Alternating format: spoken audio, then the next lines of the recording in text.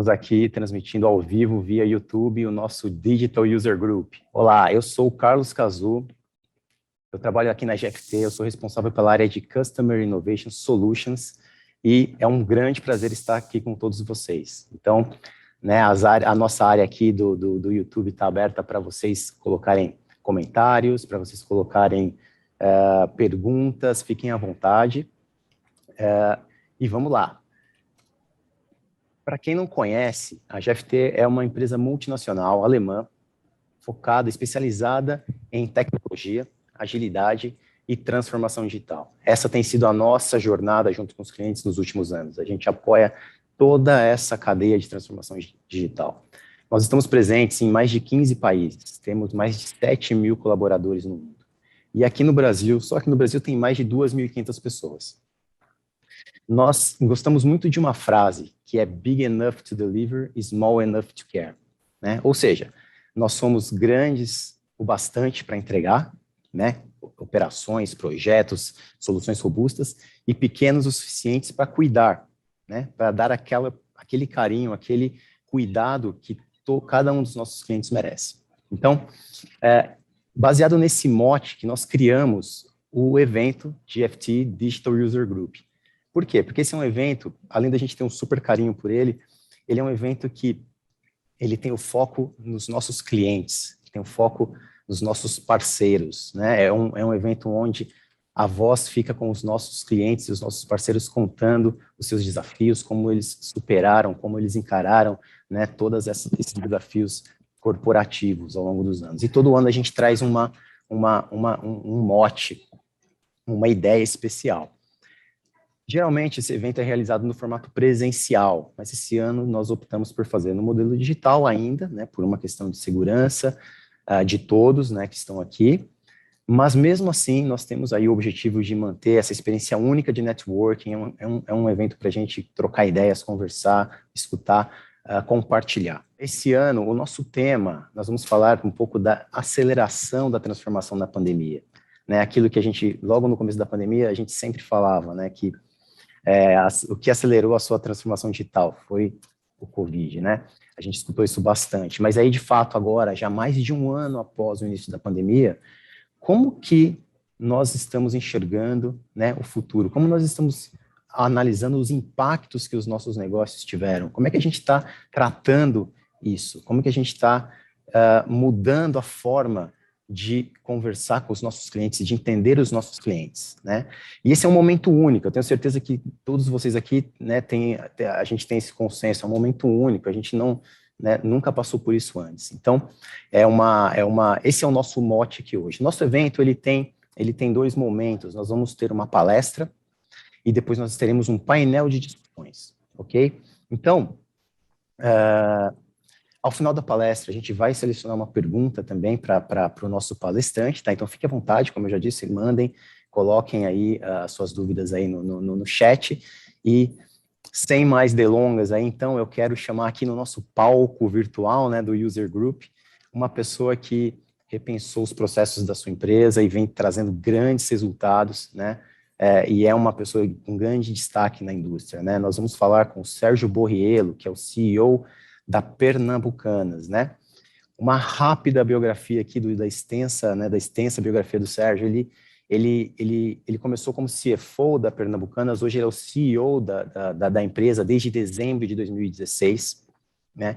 Ele é graduado em contabilidade pela PUC de São Paulo, possui MBA em finanças pela Fundação Getúlio Vargas, pós-graduação em filosofia e gestão de educação à distância pela Universidade Municipal de São Caetano do Sul. Ele já trabalhou em várias empresas como diretor financeiro, de empresas como Citibank, Banco ABN AMRO, Banco IB, Sul América Seguros, Tecnisa, Banco Santander. E hoje está à frente dessa operação enorme e gigantesca da Pernambucanas. Ele também já atuou como docente em ciências contábeis na Universidade e Cidade de São Paulo, foi membro do Conselho de Administração do Instituto IB de Educação e da Agente Seguradora de Porto Alegre, Rio Grande do Sul. Hoje, ele também atua como membro do Conselho Diretor de Administração do Grupo CCA, Colégio Caetano Álvares, e do Conselho Executivo do IDV, Instituto para Desenvolvimento do Varejo. Também atua no conselho diretor da ABVTEX, Associação Brasileira do Varejo Têxtil, e do Conselho Consultivo de Clientes do Banco do Brasil. Tá bom? Então, é isso. Sérgio, seja muito bem-vindo. É com você. Bom, primeiro, obrigado, Carlos. Eu não seria capaz de fazer uma apresentação de mim falando tanta coisa assim. De vez em quando até chego a pensar o que eu estou fazendo aqui, né? Como você mesmo reportou, com toda essa experiência, eu sou um dinossauro, né? E dinossauros não funcionam bem com digital, né? E depois represento uma empresa de 113 anos de história, mas vou tentar dar uma palhinha aí para ver se eu consigo, enfim, entrar um pouco nesse mundo aí. A Pernambucanas é uma empresa hoje com 430 lojas no Brasil, dedicada ao varejo de vestuário, ao varejo de cama, mesa e banho, ao varejo de eletroeletrônico leve, estou falando de celulares, estou falando um pouco de informática, esse tipo de produto. Também, junto com o grupo da Pernambucanas, nós temos uma financeira bastante grande, uma financeira que atende todo o processo de financiamento dos clientes da Pernambucanas e hoje também já atendendo a outros canais de distribuição, como transporte público de Curitiba e, em breve, o transporte público de São Paulo e da região metropolitana de São Paulo. É uma empresa que tem um faturamento da ordem de 5 bilhões de reais e um uso dos cartões fora da Pernambucanas na ordem de 7 bilhões de reais. Isto é mais ou menos o tamanho da Pernambucanas, e a razão era só para deixar vocês um pouco assustados com esse tamanho. Alguns vão achar até pequeno, outros vão achar grande, mas era mais ou menos para que todo mundo tivesse ideia de qual é esse universo que nós estamos falando. Pernambucanas, uma marca que dispensa apresentações e, sem dúvida nenhuma, uma companhia com que, tenho certeza, todos vocês têm uma história, seja ela qual for. Todos.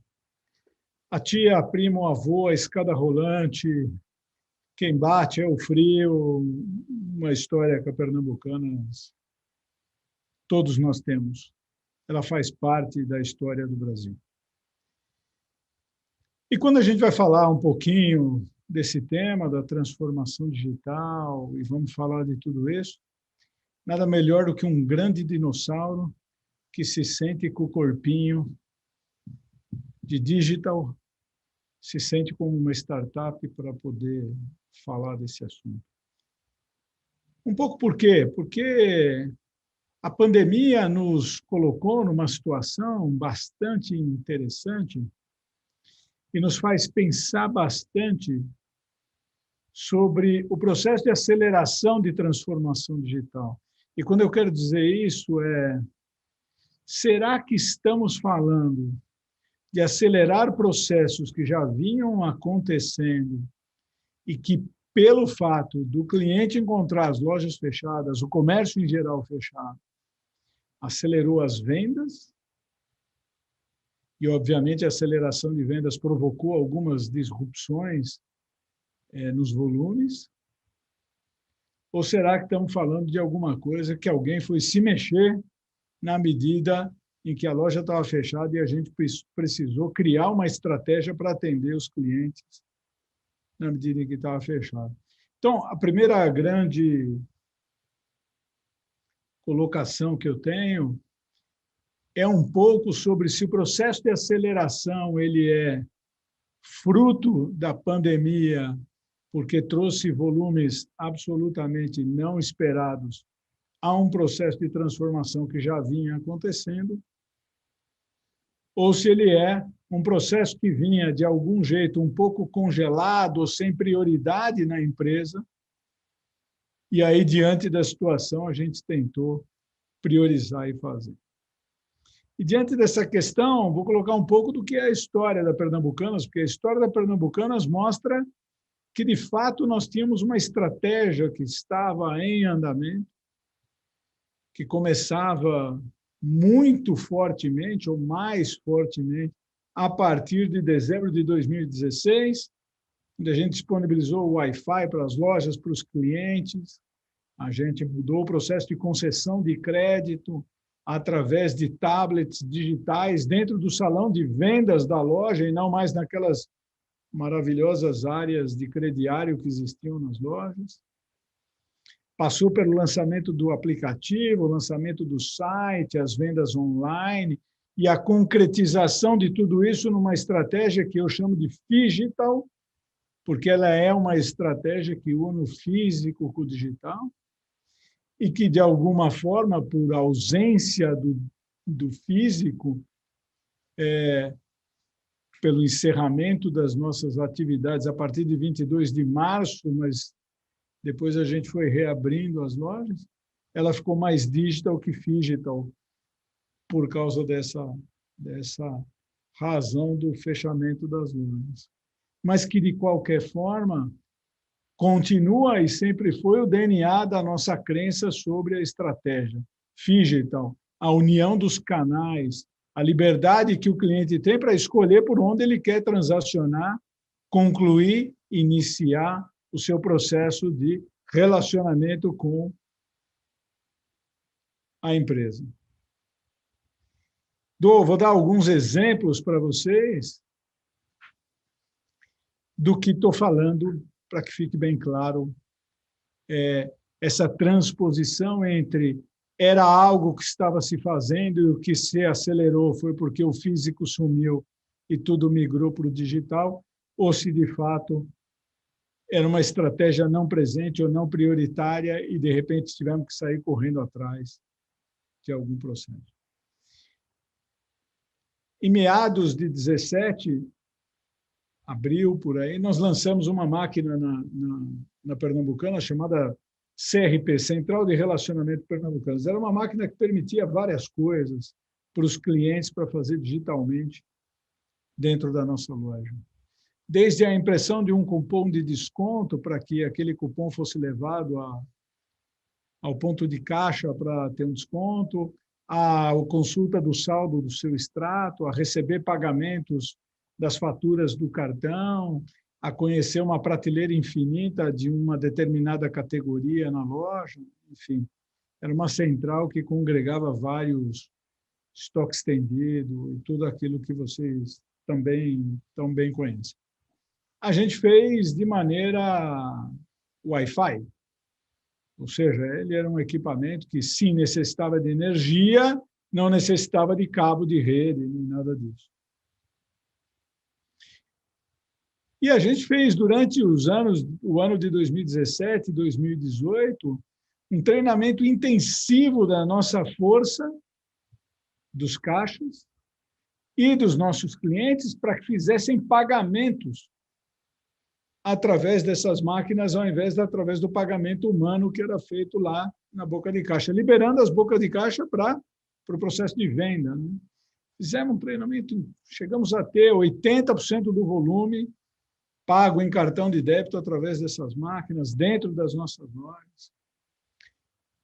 Olha que coisa, quando veio a pandemia, as lojas se fecharam, a primeira coisa que a gente botou do lado de fora da porta fechada foi a nossa querida CRP. Como ela era o Wi-Fi, ela podia ir para lá sem a necessidade de cabo, colocamos uma mesinha, colocamos um álcool gel, um plásticozinho, um colaborador, e lá ficou nossa maquininha funcionando a pleno vapor. E isso nos deu um diferencial enorme, porque os nossos clientes puderam pagar suas faturas, podiam extrair suas faturas, e isso nos gerou caixa, e o fato de ter gerado caixa, não preciso dizer a vocês, que ajudou imensamente durante todo o processo da pandemia, sobre as decisões que íamos tomar na expansão, as decisões que a gente ia tomar em cooperar com o cliente ou não, para diferir os pagamentos, e etc, etc. Mas olha que gozado, a pandemia testou a CRP, a pandemia provou que a CRP e a estratégia estavam corretas. ela acelerou os pagamentos, obviamente, porque não tinha outra forma de receber que não era essa. Esse exemplo é para pontuar um pouco desse meu modelo conceitual que eu estou tentando trazer para vocês. E aí, entrando um pouco nessa história, e para a gente entender, eu simbolizei a pandemia como uma travessia de um rio, e um rio grande, como se fosse o rio Amazonas, a nado, e a velocidade pela qual você conseguia dar as braçadas estava relacionada ao quanto preparado você estava para enfrentar o processo de aceleração naquele momento. Então, tínhamos que atravessar o rio, mas quanto preparado eu estou? 2 braçadas, estou cansado, não consigo chegar nem na metade, quanto mais chegar do outro lado e vou morrer ou vou conseguir atravessar. E aí quero citar, além, usando os exemplos da CRP, citar outras coisas que foram fundamentais e importantes para a nossa travessia, mas que eu entendo que são importantes para toda a travessia. Nosso caso, o engajamento do colaborador para ir para a linha de frente, trabalhar com protocolos, abrir as lojas, usar as máscaras, criar um ambiente de segurança para receber o cliente, ainda que limitadamente, foi fundamental para que a gente conseguisse abrir as lojas mais rápido e abrir nos lugares onde a pandemia nos permitia via os decretos municipais. Como é que nos permitia? Porque saía um decreto, e como é que nós nos mobilizávamos para chegar lá? Veja, segundo a outra grande e importante ferramenta, assim como a CRP, era o nosso Workplace, um instrumento digital de comunicação com quase que 100% dos 14 mil colaboradores espalhados em todos os lugares, em que eu podia, desde uma live explicando a redução da jornada de trabalho, a suspensão do contrato de trabalho, podia também, em sequência, convocar para que, se os decretos saíssem às 10, para que ao meio-dia eu tivesse colaborador nas lojas para poder abri-la e não precisar o dia seguinte ou precisar. Então, estar preparado digitalmente para enfrentar esse momento, isso fazer parte da sua estratégia, a estratégia ser testada, absolutamente fantástico. Engajamento do colaborador, absolutamente necessário. Absolutamente necessário. Obviamente que nesse processo de aceleração, e como todos sabem, os escritórios centrais trabalhando, alguns em home office, outros de um jeito, mas vocês imaginem as nossas vendas se acelerando no e-commerce em 1.100%, o tamanho do transtorno operacional que nós tivemos. De 1.500 metros para quase 5.000 metros quadrados de área para poder operar. De 30 colaboradores para mais de 300 colaboradores para conseguir operar. De um fornecedor para entrega para 10 fornecedores. E não foi no home office que a gente conseguiu fazer isso. Né? A gente conseguiu fazer isso de maneira massiva. Imaginem o saque, o que aconteceu. Né? Porque é impossível. Estou vendo o Flávio olhar para mim e falar como é que esse cara conseguiu atender o crescimento de 1.100%. Flávio, nem eu sei como eu consegui. Ou se é que consegui, porque subiram as reclamações, tive que implantar novo saque, correr atrás. Nasceram modalidades novas de vendas, que aí você tinha que correr atrás, elas não estavam originalmente no seu projeto digital. Né? WhatsApp, venda por WhatsApp. Alguns mercados se abriram. Vou dar um exemplo bacana, o mercado de revendedores se abriu porque ele era um mercado absolutamente físico e ele virou um mercado digital. E digital, as barreiras de entrada nesse mercado desapareceram. Então, até nós agora temos revendedores.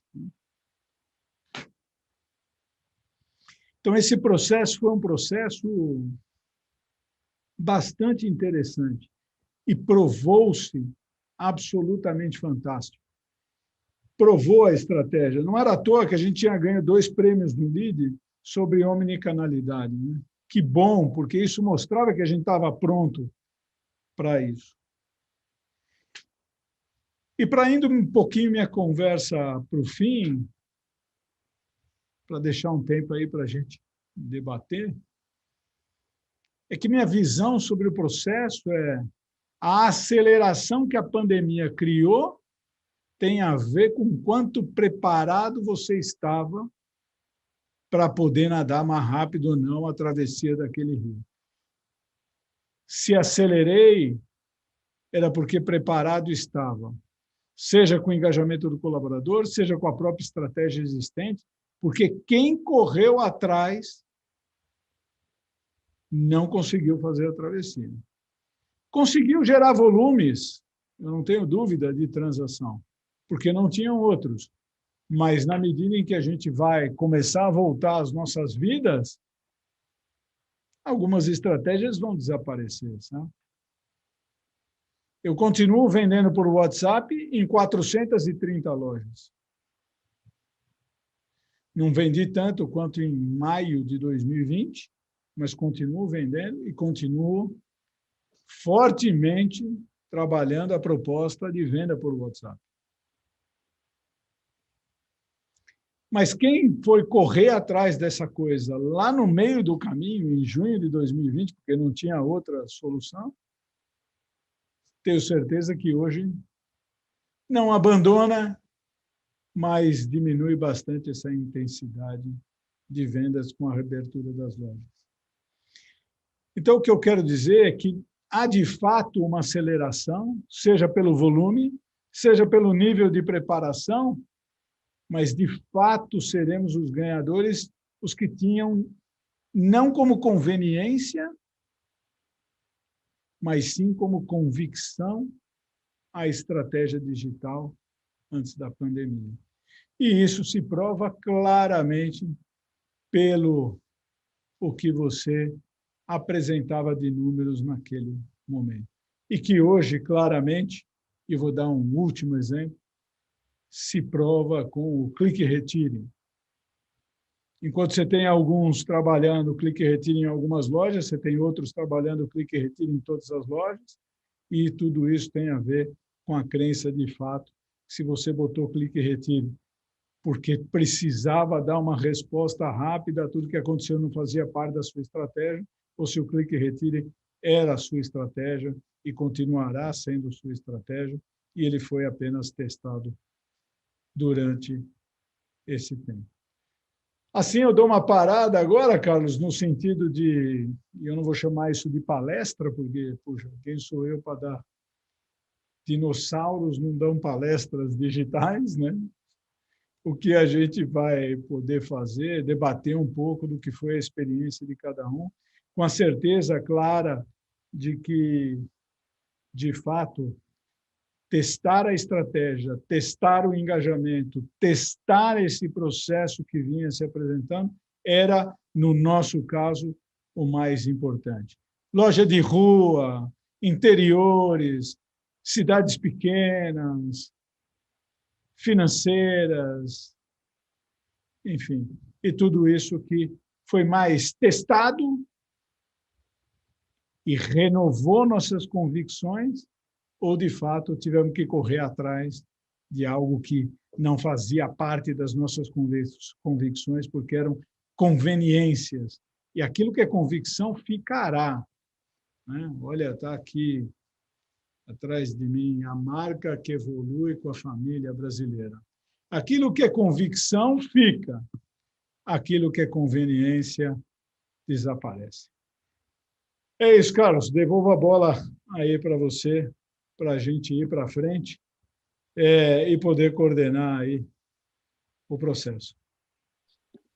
Sérgio, muitíssimo obrigado. Excelente Adoramos aqui a sua fala, muitos insights, tá? Tem algumas perguntas aqui, eu queria aproveitar ao máximo aqui os minutos que nós temos com você. Tem uma pergunta aqui, eu vou fazer uma adaptação dela aqui, que é o seguinte, dos desafios, né? Você contou alguns dos desafios ao longo dessa jornada, né? Você consegue dizer para nós, na sua visão, qual foi o maior desses desafios das lojas pernambucanas? E aí eu vou complementar com o seguinte, no começo da pandemia, todo mundo, você falou muito das convicções, todo mundo teve que adotar as estratégias e executá-las imediatamente, sem ter aquela plena convicção de que aquilo ia dar certo. Qual foi o momento que as lojas pernambucanas, que vocês perceberam que a estratégia que vocês adotaram era a correta? Vocês não, a partir daquele momento, vocês não tiveram mais dúvidas de que estavam no caminho certo? Como é que, conta um pouquinho para nós. Tem até umas coisas divertidas para te contar, Carlos, bem divertidas mesmo. Toda vez que eu fazia um discurso sobre a estratégia da Pernambucanas, eu mesmo tinha a dúvida de falar, poxa, enquanto não vem lá o resumo das vendas comparado com os concorrentes, né, você sempre fica na dúvida se a estratégia está certa ou está errada. Mas quando você recebe um indicador que você cresceu mais vendas do que o teu concorrente, quando você recebe um indicador de que o engajamento pode chegar a bater 92% dentro das suas lojas, você começa a entender que a estratégia está correta. Ainda assim, quando chega a pandemia, você não faz a menor ideia se a estratégia está realmente correta. E eu vou te dar 2 exemplos muito bacanas. Um de cunho muito forte, que todos vão me entender.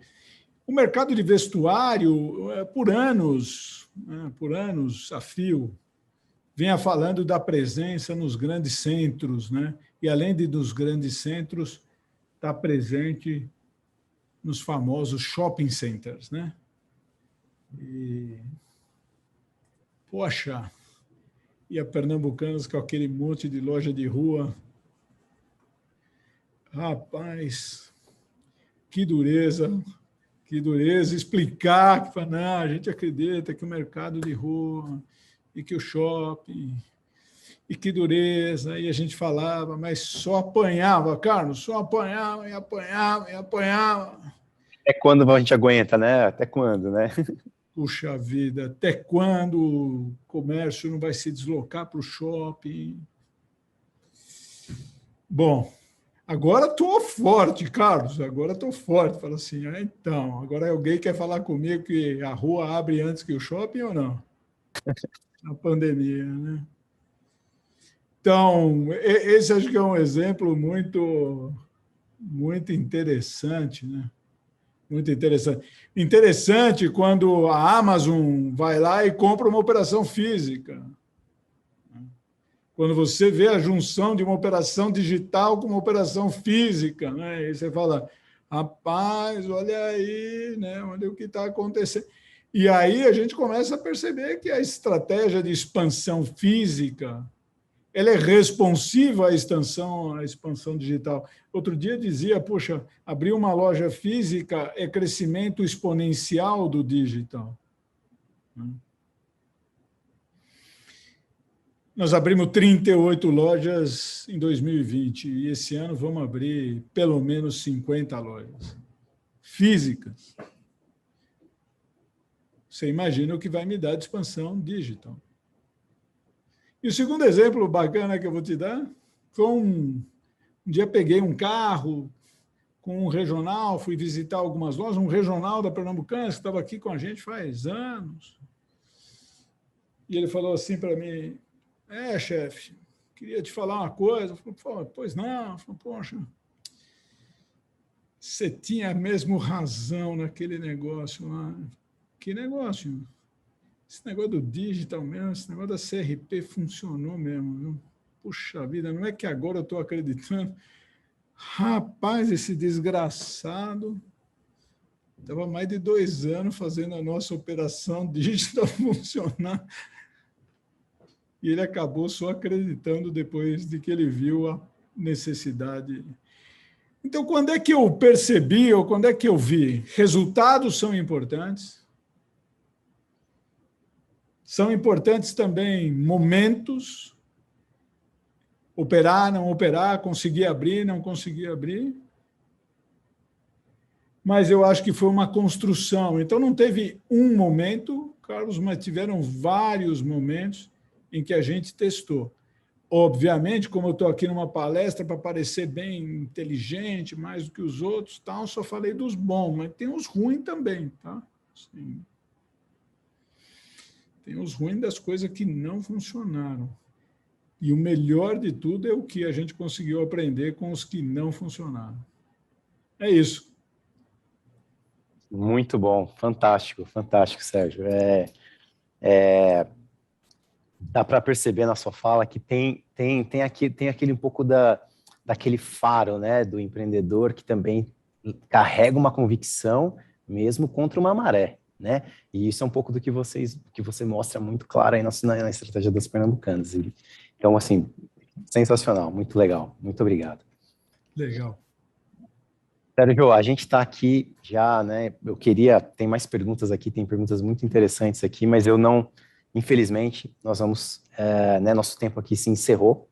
Eu quero aqui, em nome de todos, agradecer muitíssimo o seu tempo, a sua fala, as pernambucanas, por participar aqui conosco no Digital User Group. Tenho certeza que enriqueceu demais todo mundo aqui, aprender um pouco aqui com você. E é isso, quero te agradecer muito. Parabéns pela jornada das pernambucanas e seguimos aqui no evento. Obrigado, Sérgio. Estamos juntos, passa na loja, faz o cartão, compra alguma coisa, ativa o aplicativo, ajuda nós aí que estão precisando provar que está dando tudo certo. Pessoal, vamos seguir a nossa agenda aqui. Infelizmente, a gente não consegue seguir com as outras perguntas, mas a gente tem aqui agora também mais conteúdos aqui para vocês, tá? Então, dando andamento aqui ao nosso evento, vamos dar início ao nosso painel de debates. Nós vamos ter aqui um painel composto por um mega time de especialistas, né? E eu queria aqui, para moderar esse painel, para começar, né, para puxar essa conversa aqui, uma pessoa que eu conheço muito bem, já há muitos anos, e que para mim é um prazer enorme aqui dividir o palco virtual aqui com ele, né? Então, eu quero aqui passar o bastão aqui para o nosso Country Manager da GFT Brasil, Alessandro Bonopani. Bono. Obrigado, Cazu. Obrigado. Boa tarde a todos. É um prazer estar com vocês aqui e poder participar de mais um User Group da GFT Brasil. Hoje eu tenho a honra de mediar nosso painel, né, que acredito que será de nível de um conteúdo incrível. Para compor esse painel, eu gostaria de começar, né, chamando Fernando Simões, CIO da Siemens, uma das empresas mais tradicionais no ramo de tecnologia. O Marcelo Leite, diretor de estratégia e portfólio da SenseNet Latam, uma empresa que fornece solução de conectividade associada a uma experiência revolucionária. E o Rogério Carvalho, CDO da rede Hortifruti, como se dizia antigamente, né? Ia-se à feira, a quitanda, ao mercadinho, e hoje todo mundo vai ao Hortifruti. Sejam muito bem-vindos ao nosso evento, pessoal. É um prazer tê-los aqui. Obrigado, Alessandro. É um prazer estar aqui com vocês. Boa tarde a todos. Muito bom estar com vocês aqui também. Boa tarde, muito obrigado, Alessandro. Prazer estar aqui. Legal. Então, já vamos aqui, vamos aquecer os motores. Essa vai para o Rogério. Rogério, o ano 2020 foi surpreendente para o varejo eletrônico, né, por conta da pandemia. Estima-se que o crescimento em 2020 do e-commerce foi de aproximadamente 75%. E mesmo quem nunca antes havia experimentado, comprou durante o isolamento social. Como oferecer uma experiência digital satisfatória? Busca, seleção, compra. E ser eficiente no ponto de vista de entrega, ou seja, na parte do delivery. Você acha que o e-commerce veio desta forma para ficar? Alessandro, eu acho que a gente teve uma experiência na sociedade, eu acho que única numa geração, com a pandemia e com tudo que a gente está conversando aqui. E para nós foi uma experiência também de grande aprendizado, de superação. Eu acredito que tudo que foi construído aqui no Hortifruti Natural da Terra e também em vários outros locais aí no mundo todo, veio para ficar, né? Então, acho que a gente vai voltar ainda aí a lidar com desafios dentro desse próprio contexto da pandemia. Tem a variante Delta aí que está meio que trazendo um pouco de incerteza para uma expectativa, né, de aterrissagem que a gente tinha aí um pouco mais suave. E eu acho que isso ainda reforça mais a importância das empresas em lidarem, né, com esse processo do comércio digital como uma realidade cada vez mais presente na nossa vida. Nossos clientes, por exemplo, né, que costumam comprar, visitar nossa loja, uma média, aí, nossos clientes fiéis visitam a nossa loja 67 vezes por ano. FLV, fruta, legumes e verduras, diferente do eletrônico, né, que você compra com uma frequência muito maior, né? Você tem o eletrônico, você compra com uma frequência menor e FLV toda semana praticamente a gente compra. Então, o nosso desafio aí de poder levar para eles a mesma experiência dentro da loja, no comércio digital, nos mostrou a possibilidade e as oportunidades, né, desse modelo que veio agora de uma forma definitiva para ficar, né? Excelente, excelente. Passando para o Marcelo, né, falar um pouquinho sobre o mercado de telecom, né? Assim, a pandemia acelerou a transformação digital, né? Por consequência, o investimento em tecnologia se tornou uma ferramenta indispensável para a retomada das operações durante as medidas de lockdown, de social, etc. Marcelo, quais foram as principais estratégias aplicadas para atender a demanda dos seus clientes, né, por conexão constante e remota ao longo desse período? Obrigado, Bono. Esse tema é muito interessante. Acho que o Sérgio deu uns insights muito bacanas ali para a gente sobre como se adaptar a essa nova realidade. E o que eu diria é que é muito a tecnologia, ela não é simplesmente conectividade. Tá? Eu acho que a pandemia colocou a gente em necessidade de você olhar como você se conecta no mundo, como é que você tem acesso ao mundo, mas tem um conjunto de outras soluções e infraestruturas que são necessárias que você não pode dissociar. Quando você pensa na sua transformação digital, você tem que pensar em conectividade, você tem que pensar em onde você vai estar armazenando suas aplicações para que todos os seus clientes consigam ter acesso com qualidade, com rapidez, com a performance, com a experiência que eles gostariam de ter e com a segurança que eles precisam ter, que os dados precisam ter para garantir as regulamentações, as demandas de compliance e a proteção da informação pessoal até das pessoas que estão utilizando. Então, como você pensa em tecnologia, você não consegue pensar em conectividade simplesmente, você tem que pensar nesse conjunto como um todo. Tá? E você tem que lançar mão daquilo que te dá a melhor experiência possível para o teu usuário. E isso aí, dependendo do varejo que você está tratando, que pode ser o varejo digital ou varejo físico, né? Eles tinham estratégias bastante diferentes, né, com tecnologias e aplicações bastante diferentes, e o próprio Borreiro nos comentou que as coisas começam a se fundir, né, começam a ser integradas, começam a ser completamente correlacionadas com o clique e retire, coisas como essas, que você precisa ter a tua operação completamente baseada nas mesmas infraestruturas, nas mesmas informações. Então, essa tecnologia que está por detrás, ela é fundamental. E você precisa usar aquilo que a gente tem de mais moderno para poder te dar a flexibilidade que você precisa ter na resposta ao mercado e a seus clientes, lançando mão de modelos de serviço que garantem a experiência do usuário da forma mais adequada possível. Tá? Então, na conectividade, você precisa ter um conjunto de soluções que atinjam a qualquer lugar. Tá? E isso, muitas vezes, você não consegue entregar de uma maneira uniforme, mas você precisa ter a capacidade de gerenciar essa infraestrutura como um todo de uma maneira única, para te simplificar a operação. Então, eu diria que a grande atenção que a gente tem que dar para essa transformação digital é em como você administra, em como você gerencia as suas infraestruturas, porque elas vão ser as mais diversas possíveis e porque você vai ter que lançar mão, porque onde elas estiverem disponíveis e para atender aquilo que você está demandando, seja de nuvem, seja de conectividade, seja de segurança.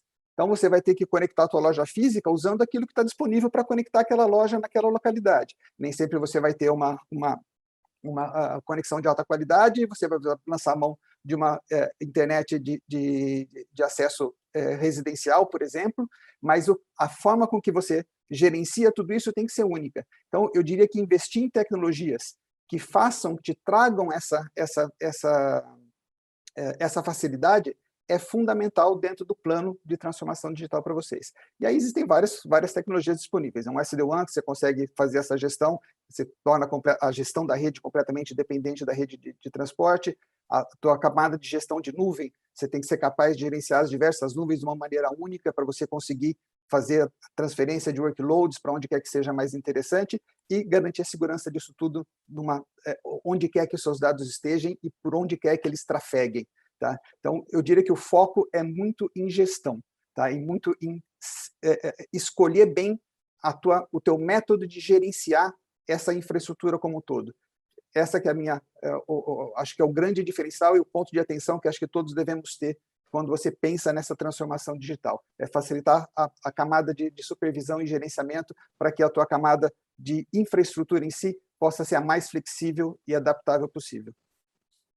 Interessante, Marcelo. E aí eu já puxo um gancho para falar com o Fernando, porque eu acho que há 1 ano e meio atrás, né, acho que em março de 2020, aí, elas são um mês aí inesquecível para todo mundo aqui. Quando realmente a pandemia chegando no Brasil, eu lembro até hoje, a GFT, uma segunda-feira, nos reunimos aqui no board e decidimos, no dia seguinte, de realmente já estar todo mundo em casa.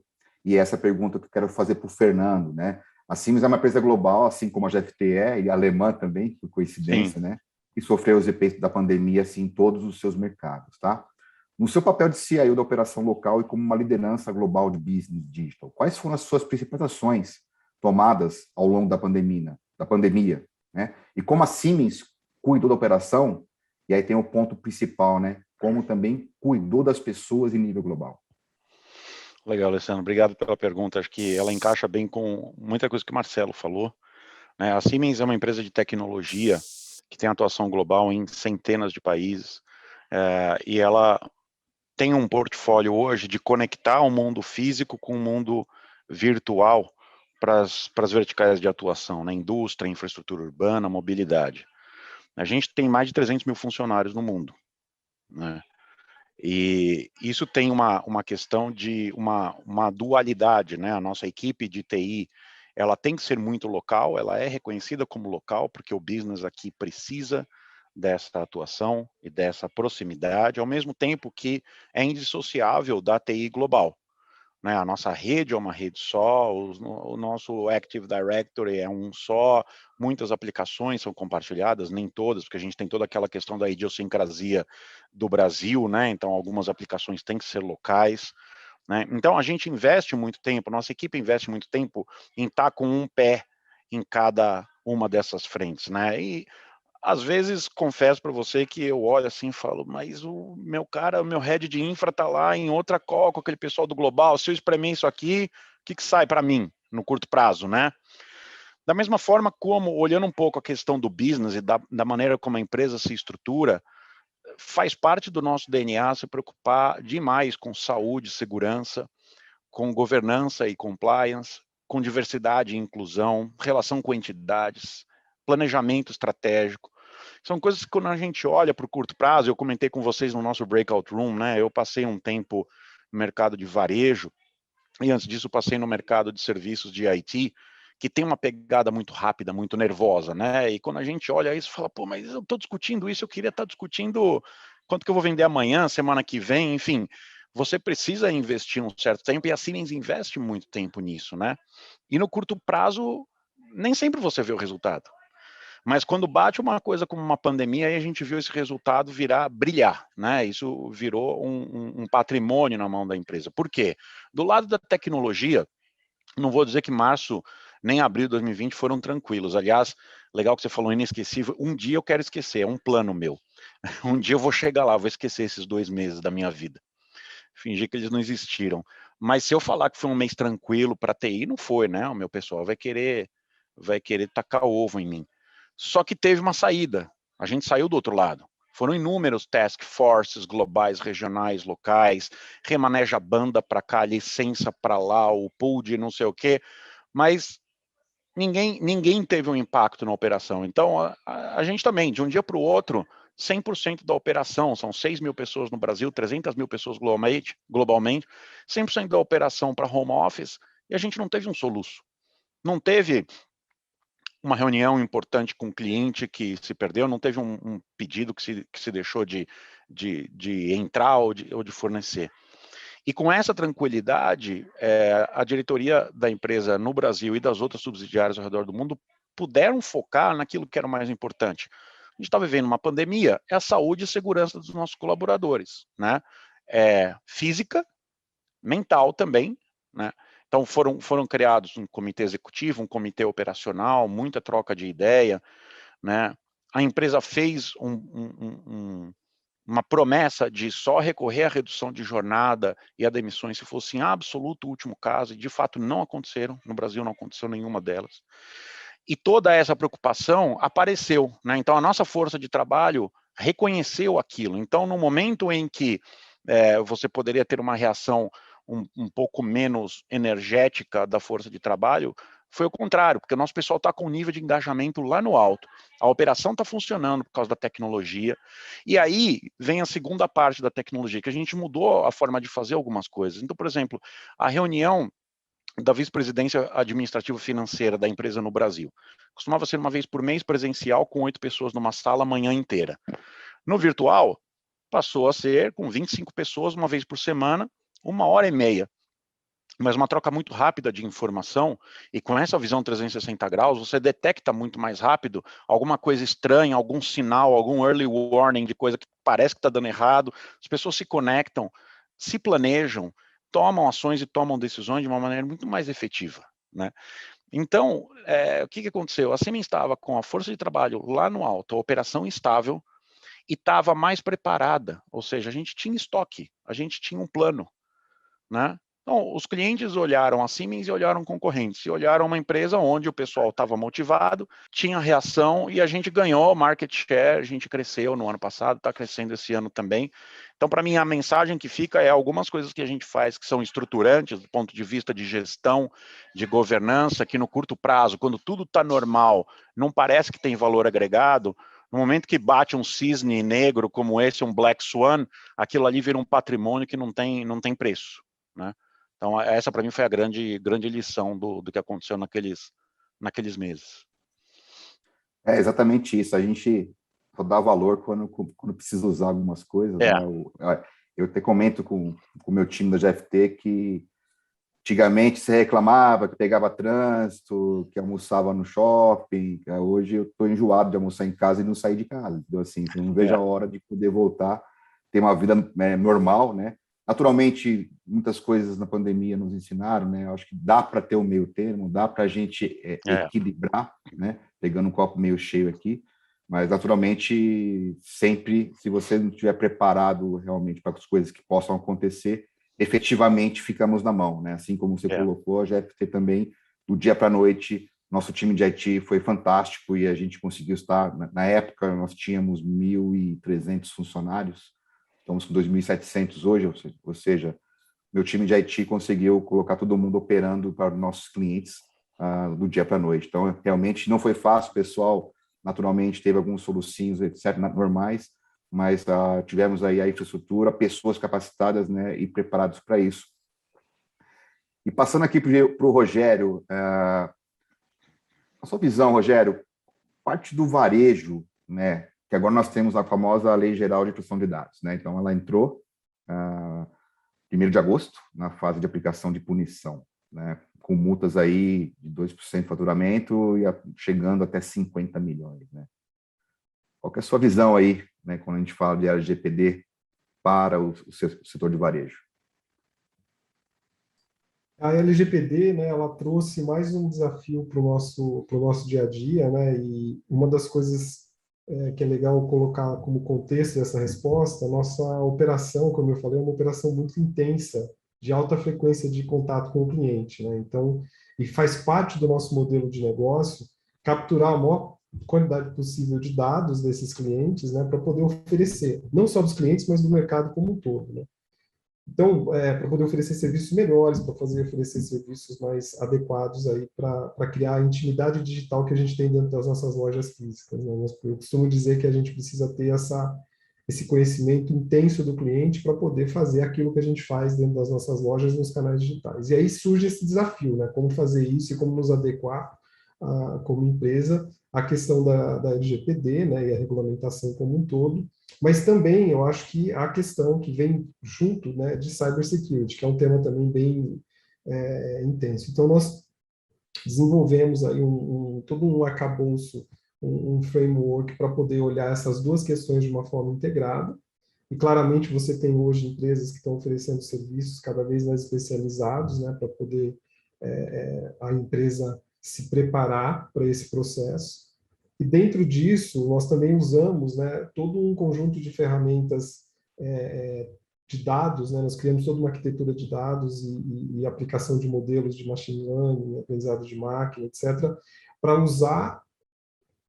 para capturar aquela informação que realmente vai fazer diferença para nós, respeitando essa questão da privacidade, né? Então, construir modelos, construir, por exemplo, algoritmos que vão tomar decisões e automatizar processos de decisão sem dados é impossível, né? Você capturar mais dados que você precisa pode gerar, né, um problema, né, nessa questão de privacidade, até mesmo um problema, vamos dizer assim, que gera multas para a companhia.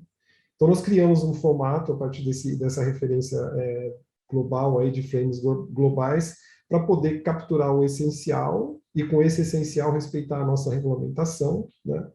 E também continuar oferecendo o desenvolvimento, né, da nossa transformação digital para a companhia e para o mercado, porque nossa transformação está muito baseada em utilização de dados para tomar decisão e para automatizar processos, né? Então, esse desafio, eu acho que ele é um desafio de todo mundo hoje, né? A partir desse mês, se eu não me engano, já estão sendo aplicadas multas aí, né, com relação à privacidade e à LGPD. Eu acho que é um tema que sobe até o nível de conselho, né, nas empresas. Sistemas de cybersecurity, sistemas de LGPD, eles começam a virar super relevantes porque eles criam exposição a riscos, né, que têm dimensões, né, enormes. Nós estamos vendo aí a quantidade de assuntos de vazamento de dados, etc. E isso tudo é um conjunto aí é uma realidade nova que, com a aceleração, né, que nós tivemos da transformação digital, a pandemia como um todo, aumentou mais ainda essa vulnerabilidade. Então, é um tema super importante e cada vez mais está sendo tratado nos níveis mais altos dentro das corporações. E aqui não é diferente. A tecnologia ela vem embarcada com os crimes da tecnologia, né? Os novos piratas aí que o pessoal está colocando, né? E até aproveitando aqui, Marcelo, até por coincidência hoje eu vi um post do Ricardo Amorim, acompanho bastante, ele fazendo uma comparação, né, de algumas empresas, né, que tinham um quadro de funcionário 10 vezes maiores do que algumas empresas que nasceram digitais, ou seja, e que consegue ao longo do tempo conseguir um EBITDA maior, até porque conseguir escalar mais rápido também, com 10 vezes menos esforço para isso, né? Então, você vê que, naturalmente, há que ter uma sinergia entre o modelo analógico e digital, principalmente no varejo, né? Só que fica claro que, independente do seu segmento, né, a natureza da sua empresa, se você não conseguir aliar o digital junto, essa transformação certamente vai ficar para trás, tá? Então, e a pandemia, naturalmente, afetou muito as empresas, né? Você vê que quem estava um pouco mais preparado na pandemia saiu na frente. E foi até uma grata surpresa que muitas empresas do varejo também, elas conseguiram, acho que os CIOs brincam, né, que foram feitas 10 anos em um ano, né, de transformação digital meio que na marra, né, e baseado nisso. Então, minha pergunta para você é a seguinte, Marcelo: mais do que abraçar, né, a transformação digital e aplicá-la à realidade empresarial, a necessidade de se manter uma estrutura interna capaz de suportar essas mudanças forçadas como exigiu. Qual que é a sua visão nesse aspecto? Quando o Sérgio estava comentando, fazendo o questionamento de essa transformação, de quem já tinha planejado a transformação digital no passado, se começou isso com o Covid ou não, Eu acho que o Covid só veio a concretizar a necessidade dessa transformação digital e a necessidade de ter modelos de negócios que sejam mais flexíveis. Acho que a digitalização ela já impôs a necessidade nas empresas serem capazes de ter mudanças de direção, de terem decisões e que permitam que ela se mova de uma maneira muito mais rápida. A gente não pode mais trabalhar com empresas que sejam elefantes. Nós temos que ter muito mais chitas, muito mais rapidez nas respostas ao mercado, aos nossos clientes, tá? Para poder mudar a direção, fazer os ajustes quando necessário. Então, modelos de negócio que sejam muito engessados, que te prendam a uma infraestrutura, que te prendam a algum investimento que você fez, a gente precisa ter muito cuidado com isso. Tá? Eu acho que os primeiros modelos de negócios mais flexíveis começaram a surgir talvez com as nuvens, né? com uma Amazon da vida, que você contratava por volume, você contratava por uso. Tá? Eles acabaram se provando extremamente interessantes em situações como essas, em que você precisa ter dinamismo, você precisa ter rapidez na sua mudança de direção. Então, esse é o tipo de modelo que acho que começa a predominar em vários setores de tecnologia. Tá? E que o modelo em que teu provedor, o teu fornecedor, seja capaz de andar de braço dado contigo e mudar a direção junto contigo, tá? no momento que você precise. Tá? Então, modelo Pay as you go, modelo de crescimento que te permita escalar de uma maneira rápida quando você precisa mudar o teu centro de atenção de uma loja física para o teu e-commerce. Então, e da mesma forma que você precise reduzir a tua capacidade em algum ponto de atendimento, porque você não está tendo a resposta que você precisava, que você esperava naquele ponto de atendimento. Então, essa rapidez para poder aumentar ou diminuir a sua necessidade de infraestrutura, ele é importantíssimo. Tem alguns casos interessantes que a gente tem de clientes de varejo. Por exemplo, tem uma empresa que o gerente de IT, conversando com ele, ele sempre falava assim: Marcelo, eu só vou conseguir te dizer quando eu preciso instalar uma nova loja com 10 dias. Você precisa ser capaz de criar um modelo para mim que me coloque no ar uma loja com 10 dias de aviso. Tá? Eu vou te informar dessa forma. Cara, nós juntamos todo mundo, criamos um modelo que permita fazer isso. Tá? Você vai começar trabalhando com uma tecnologia temporária que te comece a dar uma conectividade rápida, que talvez não seja a que você vai ter definitiva, mas pelo menos eu te coloco em operação, te coloco para funcionar nesse tempo que você trabalha, que você precisa para poder atender a estratégia de negócio, porque, no fundo, essa expansão são guardadas meio a segredo, né? Então, ser capaz de ter modelos que consigam responder, te dar velocidade na tua atualização e, ao mesmo tempo, ser capaz de você reduzir também quando necessário, são fundamentais para poder atender o dinamismo que o mundo digital impõe para a gente, né? Então, os volumes acabam flutuando demais hoje em dia, tá? Tanto para cima quanto para baixo. Ser capaz de se adequar a isso é fundamental. Então, esses modelos são sempre interessantes. Quando eu falo de modelo Pay as you go e tudo mais, uma das coisas que o pessoal fala assim, então, agora eu só vou contratar por volume, eu diria que não.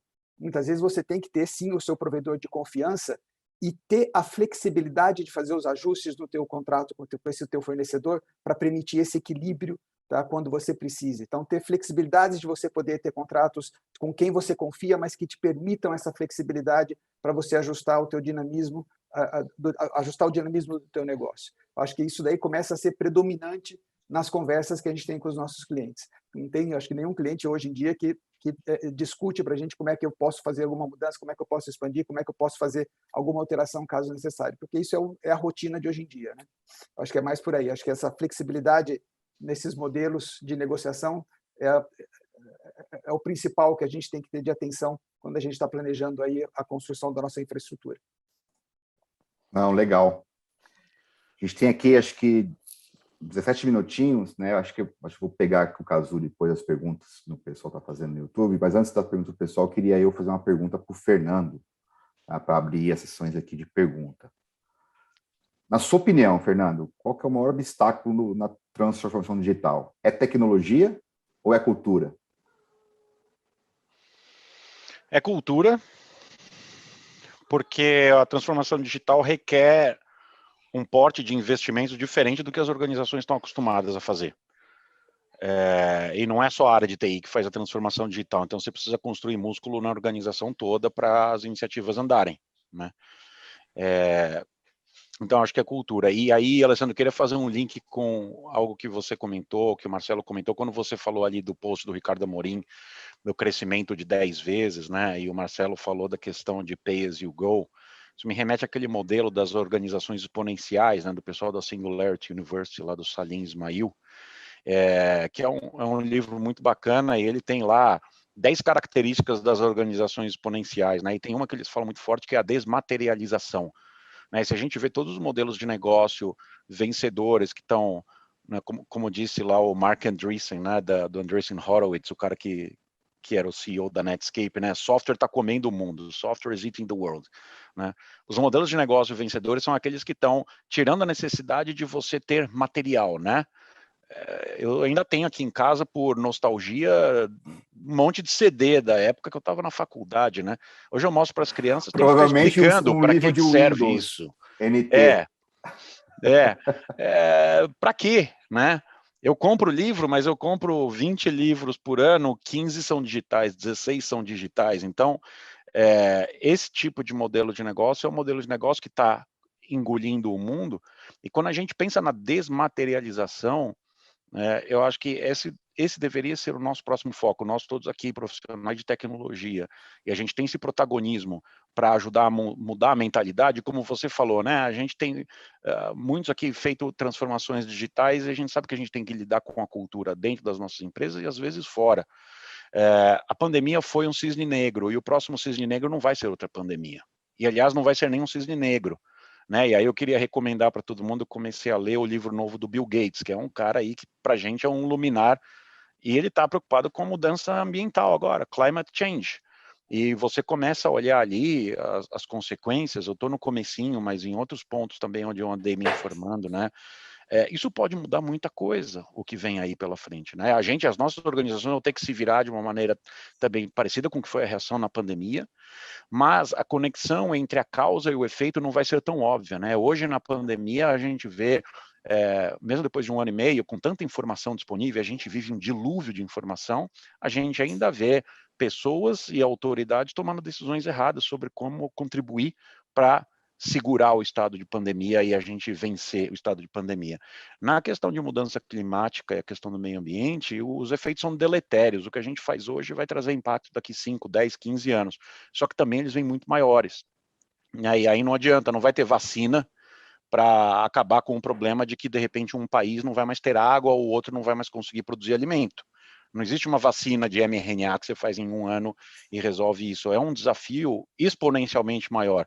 Eu acho que a gente podia começar a levantar essa bandeira de mudar a cultura e a mentalidade das empresas onde cada um de nós estamos, para olhar isso para o futuro, né? Cada um de nós aqui tem bastante poder e já ganhou um pouco de experiência com mudanças culturais, e é um jeito também até da gente diminuir um pouco o impacto que nós vamos ter se um dia acontecer outro cisne negro desse, a gente tiver que se virar em 24 horas, né? Desmaterialização. Sem dúvida. Rogério, por favor. Eu queria aproveitar e pegar o gancho aí do que o Fernando comentou, né? Essa questão da transformação digital, ter essa barreira cultural como um dos grandes desafios, né? É realmente algo que tem que ser bem pensado e bem tratado, né, dentro das organizações. Nós estamos fazendo vários esforços dentro lá do Hortifruti aqui para poder criar o ambiente para a inovação e a transformação digital acontecer. E o próprio Salim Ismail, que o Fernando mencionou, né, agora ele está trabalhando muito forte aí com a questão dos anticorpos organizacionais, que eles surgem no momento que você começa a mexer com a transformação ou criar os ambientes de inovação e etc. E é impressionante, eu tenho falado muito com colegas, outros CEOs e pessoas do mercado, eu gosto muito de trocar experiência, de conversar, e esse processo de anticorpos, ele é um processo silencioso, rápido, e às vezes ele começa no nível mais alto, a gente não percebe.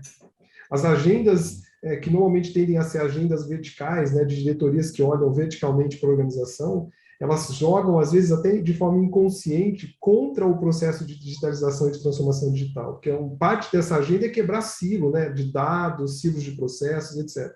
Então, eu acho que essa questão da cultura da empresa e de como as pessoas dentro da empresa cedem o controle ou estão dispostas a abrir mão de coisas que antes eram só delas, para aquilo virar uma propriedade de alguma maneira, né, e conectar de alguma maneira mais horizontal as áreas, é um desafio super importante. E essa questão cultural está no cerne disso, né? A gente tem um hábito histórico de, vamos dizer assim, de preservar e de querer comandar e controlar. Então, o ágil está aí para dizer que não é assim que funciona. Essa questão toda, eu acho que ela é muito importante e tem que ser observada também.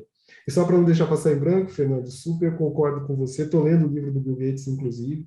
Eu acho que para nós, como espécie, essa discussão ela vai muito além de uma pandemia, de um cisne negro como esse que a gente está vivendo agora. Eu acho que essa questão de ESG, principalmente essa questão de mudança climática, é algo que nós todos temos o dever, né, e a responsabilidade de pensar assim, em cada ação ou decisão que a gente está tomando, no impacto que isso tem, porque ele vem e ele virá, pelo que a gente está vendo aí, de uma forma exponencial mesmo.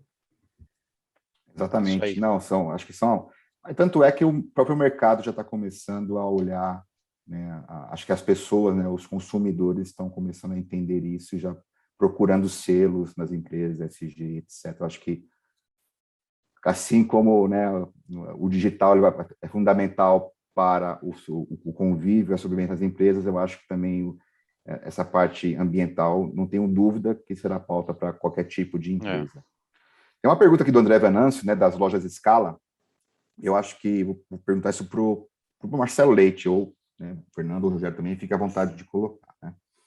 Ele quer saber a opinião de vocês, né, quanto o mercado está confundindo o conceito de uma jornada de digitalização com efetivamente uma transformação digital, do qual traz uma tecnologia disruptiva. É uma pergunta muito interessante, porque eu acho que existe realmente visões diferentes sobre isso daí. E a transformação digital, eu acho que tem muito a ver com, vou usar de novo a referência do Sérgio, das convicções que estão estabelecidas dentro do teu modelo de negócio, dentro daquilo que você entende que vai ser o teu futuro. Eu acho que muita gente mescla o uso intensivo, né, de smartphones, de você comprar por internet, com essa transformação digital. E não são as mesmas coisas, né? Tá? Você tem que... acho que a transformação digital é muito mais associada à forma com que você se prepara para servir aos seus clientes, ao seu mercado, do que como a forma que você está interagindo diretamente com ele através de um e-commerce e coisas do tipo. Tá? Então, e aí vou no mesmo gancho que o Fernando e o Rogério comentaram.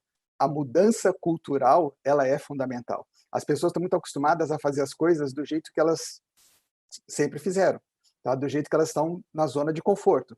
Essa mudança, ela é muito difícil. Tá? E você começar a fazer a transformação digital de dentro para fora é aquela que você vai conseguir fazer ela ser mais perene, né? Você conseguir se preparar com uma mudança interna, com uma mudança de infraestrutura também, mas muito no jeito de você pensar, de você como você vai tratar o seu cliente de uma forma mais digital, ela é muito mais importante do que a forma que você vai estar, vamos dizer, vendendo por e-commerce para o seu cliente. Eu acho que é bem por aí. Interessante. Eu tenho uma pergunta aqui que eu vou fazer para o Rogério, até para o nosso briefing antes, que ele me contou algumas histórias aí sobre a Hortifruti, que eu fiquei encantado. Eu acho que acho que você vai entender por que vai para você essa pergunta, Rogério. O Bruno Macchioni, né? Ele comentou aqui, né, que eu comentei sobre, né, o diferencial entre empresas que já nasceram digital e aquelas, né, que tem que se adequar, né, à revolução digital, né? E ele comenta que o pai dele tem uma loja de tintas pequenininha, tá? E ele percebe a dificuldade de se adaptar. Ou seja, qual conselho aí, Rogério, você dá aí para o pai do Bruno, né? dessa lojetinha de tintas, né? Como é que ele consegue ajudar o pai dele lá com ideias para ajudar nessa digitalização? Conta um pouquinho aí de algumas histórias aí que eu achei o máximo, inclusive. Legal. Bom, eu acho que, Bruno, né? Isso. Comece da sua loja, da sua operação física. A nossa transformação digital, principalmente do ponto de vista de canal, né? No ano passado, por exemplo, a gente saiu do primeiro mês de março para abril, demos um faturamento de zero, por exemplo, para, se eu não me engano, 40 milhões, 36 milhões de reais no WhatsApp, na venda do WhatsApp, de um mês para o outro. E nós começamos como? Cada loja com seu chip, colocando os produtos ali e o gerente da loja falando com os clientes. Então, acho que a principal plataforma, né, isso obviamente foi evoluindo, mas o ponto de partida é você pegar a tua loja, a tua operação física e começar a entender como você pode levar aquilo da forma mais rápida e simples para o canal digital. E é claro que a gente sabe que na medida que o negócio vai ficando maior, mais complexo, você tem que começar a trazer software, soluções, etc. Mas eu acho que nossa experiência de atender bem o cliente, de conhecer bem o cliente, nos ajudou muito nesse processo quando nós começamos a entrar nos canais digitais e tentando resgatar, né, dar manutenção a essa intimidade física dentro do canal digital. Então, eu acho que um ponto super importante dessa jornada, e ela independe, né, do tamanho da organização, é que a tecnologia, como diz o pessoal lá da Singularity, no caso lá, né, Fernando, o próprio Peter Diamandis, que é um dos fundadores lá, ele fala muito da democratização, né, da digitalização, etc. E um dos Ds, dos 6 Ds lá dele, é a democratização. Hoje, a tecnologia permite, mesmo um pequeno varejo, uma loja de uma única loja, sim, consumir tecnologia para chegar ao seu cliente. Hoje é muito comum todos nós aqui andarmos pela rua e vemos placas do tipo, ou faixas, compre pelo WhatsApp, entregamos, quer dizer, quanto custa isso? R$10 você compra um chip pré-pago, né? Abre uma conta business lá no WhatsApp e começa a falar com seus clientes. Então, acho que assim, essa é um pouco da experiência aí que eu queria passar, que a gente teve. E depois, é claro que as coisas vão se sofisticando e você vai podendo trazer muito mais tecnologia. Hoje tem o Business API lá do Facebook, que permite você criar toda uma camada de inteligência de CRM, enfim, de várias outras coisas aí, de bots, né, de automação dessa conversa. Mas ela é democrática, a tecnologia é democrática, né? Inclusive do ponto de vista de open source, para quem começa a desenvolver um pouco mais as coisas, né? Você tem hoje excelentes soluções aí nas clouds, na Azure, na AWS, na GCP, mas você também tem coisas em open source, né, que você pode usar e construir. Eu sei que alguns colegas aqui não gostam de desenvolver em casa, né? Eu tenho um pouco de receio, porque dá muita dor de cabeça, mas é o lado vamos dizer assim, da democratização que a tecnologia traz para a gente. Né? É exatamente isso, né? Eu acho que com o tempo, né? Eu acho que tem que usar a tecnologia ao seu favor e, naturalmente, respeitando, né, os limites, né? E no momento que você vai crescendo, você vai usando mais tecnologia embarcada e você vai conseguir crescer mais, etc. Eu vou fazer a última pergunta aqui para o Fernando. Sim, desculpa, pode falar. Só para fazer um complemento, né? No Rio de Janeiro, nós temos no WhatsApp, o nosso principal cliente tem uma média de idade de 65, 66 anos. E a gente tem cliente que começou a comprar conosco pelo WhatsApp, que tem 92 anos. Então, assim... É essa história que eu queria que você contasse, que me deixou encantado, Rogério. Ainda bem que você cortou agora, entendeu? Eu estava me lembrando. E é muito interessante isso, né? Porque pessoas que não tinham nem acesso, não estavam habituadas por isso. E agora, a gente tem muitos desses clientes, né, que estão nessa faixa etária, entenderam a comodidade, a facilidade, além da questão da segurança, da saúde, e já disseram, não vão voltar só para o modelo físico sem considerar mais esse canal. Passou a fazer parte da rotina deles, né? Então, por que ela vai precisar carregar aquela melancia que ela gosta de comer todo dia, ou aquelas garrafas de suco, se ela percebeu que ela pode muito bem, de uma maneira muito simples, igual ela fala com os netos, né? Fazer aquela encomenda chegar dentro de casa. Eu acho fantástico. Eu assim, achei deliciosa a história, né? Assim, nós que temos aí, né? Pessoas que têm pais idosos, né? A gente sabe da dificuldade que eles tiveram, até a relutância, né? Para pegar o WhatsApp, etc. E depois que pega também, meu amigo, aí todo dia um zap lá, oi filho, como é que você está? Tudo bem? Né? Aquelas mensagens o dia inteiro. Então, isso é realmente fantástico. Temos aqui, ó, vou até extrapolar um pouquinho mais, eu preciso fazer pergunta para o Fernandão, até porque o Fernando levantou uma bola e o Cazu mandou aqui uma mensagem que eu achei que tem a ver do que o próprio Fernando colocou. É sobre climate change, Fernando, ou seja, green code e mineração de Bitcoin. Qual a sua opinião sobre isso?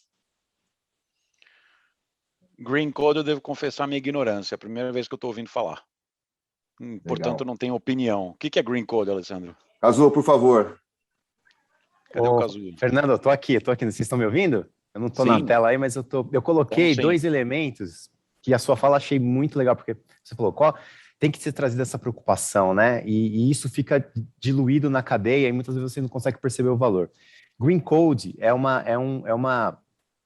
um frame, é uma filosofia de você criar códigos que sejam ambientalmente mais sustentáveis. Ou seja, vai naquela linha de otimização de códigos, de aplicações onde você gasta menos energia.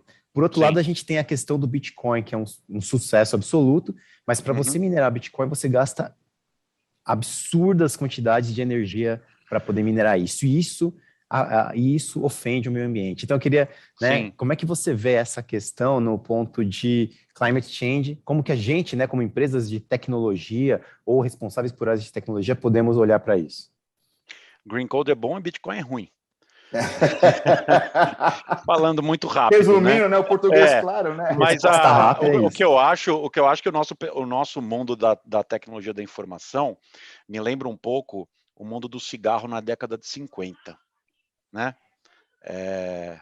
Tinha outdoor com médicos fumando, falando fume marca X porque ela é mais saudável, né? O Mickey Mouse fumava nos desenhos e andava com uma espingarda. Ou seja, a humanidade evoluiu e aprendeu a regular um monte de coisas que no começo ninguém pensava, né? Quantas pessoas dessa geração que hoje está ali, é o público-alvo do Rogério no WhatsApp, que teve câncer de pulmão, de língua, de boca, porque todo mundo fumava. Hoje em dia, você sai na rua, é mais difícil achar alguém que fume. Por quê? Porque entrou a regulação em cima, entrou uma reflexão da sociedade. E eu não sei se vai acontecer ou não, mas eu acho que hoje a tecnologia está permeando tanta coisa no mundo que uma hora vai ter que cair a ficha, né? E os governos vão ter que começar a olhar um pouco mais para o aspecto da regulação. Né? O que me conecta com a questão hoje, por exemplo, tudo que está acontecendo de ransomwares por aí. A gente viu o caso da Renner semana passada, um mês atrás foi o laboratório Fleury. Né? Uma das coisas que facilita ransomwares são as criptomoedas. Porque os caras pedem resgate em criptomoeda, elas não são rastreáveis, você não tem arcabouço legal e você não tem base tecnológica para descobrir no bolso de quem que foi parar e então quem é essa pessoa que fez o ataque. Até quando a humanidade vai deixar isso acontecer? Ou seja, certas tecnologias precisam ser reguladas. Quando surgiu a bomba nuclear lá, os Estados Unidos jogou em Hiroshima, ganhou a guerra, logo depois vieram os tratados de não proliferação, porque se todo mundo for brincar de ter bomba nuclear, não tem mundo daqui a 20 anos, né? Eu acho que é bem parecido o que está acontecendo aqui. Nós estamos entrando numa era de aceleração exponencial das tecnologias que nós vamos precisar de regulação. A China está começando, mas a China é estilo China, né? É pesado. Eles estão atacando as próprias empresas. Parece um movimento até de fagocitose, que ninguém sabe onde isso vai dar, mas eles estão segurando a onda ali da Tencent, do Alibaba, para um monte de coisas.